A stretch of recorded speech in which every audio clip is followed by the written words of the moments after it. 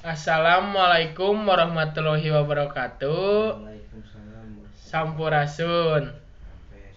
Abdi di dieu bade nyaritakeun dongeng Sunda anu jejerna si Kabayan ka Puskesmas. Langsung we kana caritana.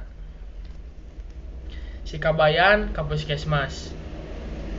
Eta si Kabayan unggal poe Kemis ka Puskesmas teh.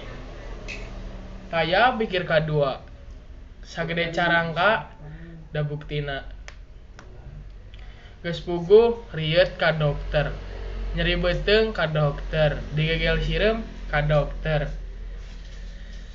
Dirayapan lancah ka dokter. Syukur romeheun ka dokter.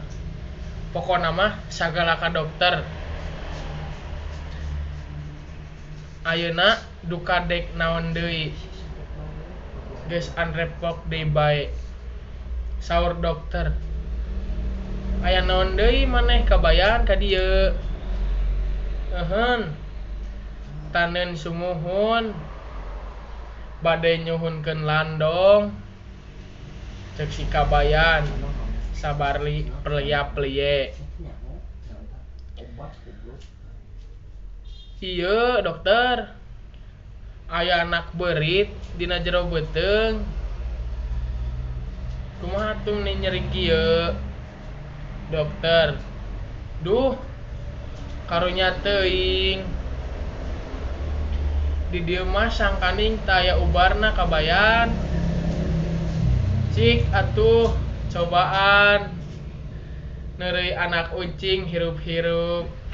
Sugan we beurit anu dina jero beuteung teh dialaan, tuluy didaharan ku anak ucing. Sakitu wae dongeng Sunda anu tiasa ku abdi dicaritakeun. Hamputeun bisi aya kalepatan. Assalamualaikum warahmatullahi wabarakatuh.